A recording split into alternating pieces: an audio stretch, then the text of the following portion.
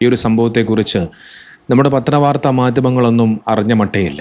ആരും ഇതിനെക്കുറിച്ച് വീഡിയോ ചെയ്തതായി കാണാനും സാധിച്ചില്ല. യുക്തിവാദികൾ എന്ന പേരിൽ മുസ്ലിം വെറുപ്പും വിദ്വേഷവും വെച്ച് പുലർത്തുന്ന ആരിഫ് ഹുസൈൻ അടക്കമുള്ള സകലവന്മാരും ഈ ഒരു വിഷയത്തെക്കുറിച്ച് അറിഞ്ഞ മട്ടേയില്ല. 2 ദിവസം മുമ്പ് താഹിർ ഫസൽ ചൗധരി എന്ന് പറയുന്ന മനുഷ്യൻ മരണപ്പെട്ടുപോയി.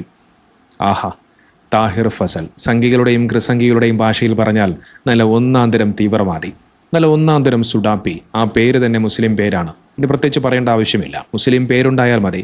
അത് വെച്ച് അവനെ തീവ്രവാദിയും ഭീകരവാദിയുമാക്കുന്ന സകല സംഘികളും ക്രിസംഘികളും ശ്രദ്ധിച്ചു കേട്ടോ ഞാനീ പറയാൻ പോകുന്ന ഓരോ കാര്യങ്ങളും. താഹിർ ഫസൽ ചൗധരി എന്ന് പറയുന്നത് അത് വെറും ഒരു പേര് മാത്രമല്ല, അതൊരു പോരാട്ടത്തിൻ്റെ ചരിത്രമാണ്. 2 ദിവസം മുമ്പ് ഇദ്ദേഹം മരണപ്പെട്ട സമയത്ത് നമ്മുടെ ഇന്ത്യൻ ആർമി, അതായത് നമ്മുടെ ഇന്ത്യൻ സൈന്യം എല്ലാ ബഹുമതികളോടുകൂടി ആ മനുഷ്യൻ അവസാനമായി യാത്രയാക്കി. എന്നാൽ എന്തുകൊണ്ടാണ് ഇന്ത്യൻ സൈന്യം ആ മനുഷ്യനെ ഇത്രയധികം ബഹുമതി നൽകിക്കൊണ്ട് യാത്രയാക്കിയത്? പറയാം. 2002 ഈ മനുഷ്യൻ സൗദി അറേബ്യയിൽ ജോലി ചെയ്തു വരികയായിരുന്നു.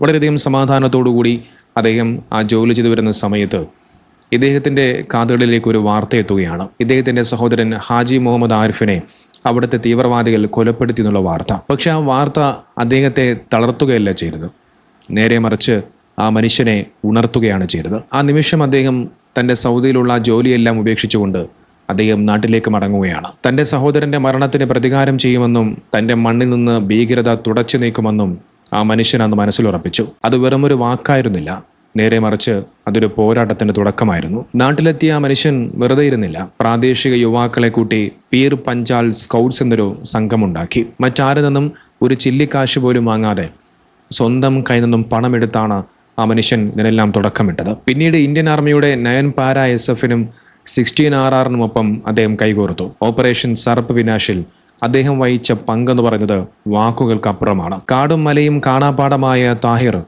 അദ്ദേഹം ഇന്ത്യൻ സൈന്യത്തിൻ്റെ കണ്ണും കാതുമായി മാറി. ഹെലികോപ്റ്ററുകൾക്ക് പോലും എത്താൻ കഴിയാത്ത ഇടങ്ങളിൽ ഇന്ത്യൻ സൈന്യത്തിന് വഴികാട്ടിയായി ആ മനുഷ്യൻ മാറി. ആ പോരാട്ടത്തിൻ്റെ ഫലമെന്നുള്ളത് വലുതായിരുന്നു. താഹിറിൻ്റെ കൃത്യമായ വിവരങ്ങൾ കാരണം 80-ലധികം വരുന്ന ഭീകരവാദികളെ കൊലപ്പെടുത്താനും അവരുടെ ശൃംഖലകൾ തകർക്കാനും ഇന്ത്യൻ സൈന്യത്തിന് സാധിച്ചു. ഒടുവിൽ തൻ്റെ സഹോദരനെ കൊന്ന തീവ്രവാദി കമാൻഡർ ഖാസിദിനെ അദ്ദേഹം തൻ്റെ സ്വന്തം കൈകൊണ്ട് തന്നെ വീഴ്ത്തി.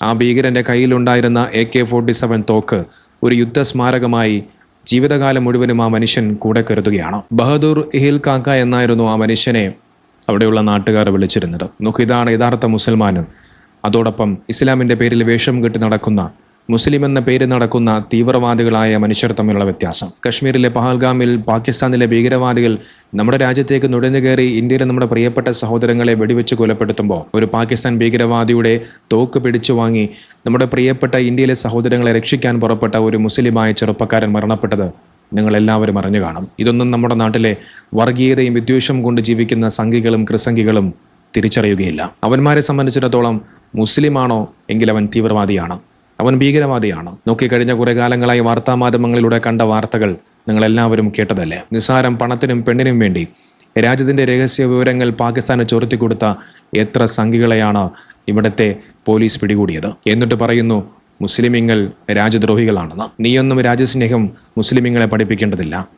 മുസ്ലിമീങ്ങളുടെ രാജ്യസ്നേഹം എന്താണ് എന്നുള്ളത് ലോകം കണ്ടതാണ്. മുസ്ലിമീങ്ങൾക്കെതിരെ നീയൊക്കെ എത്ര തന്നെ തന്ത്രങ്ങൾ മെനഞ്ഞാലും അവരെ ഭീകരവാദികളും വർഗീയവാദികളാക്കാൻ ശ്രമിച്ചാലും യഥാർത്ഥ മുസൽമാൻ ആരാണ് എന്നുള്ളത് നിന്നെയൊക്കെ ഞങ്ങൾ പഠിപ്പിക്കുക തന്നെ ചെയ്യും.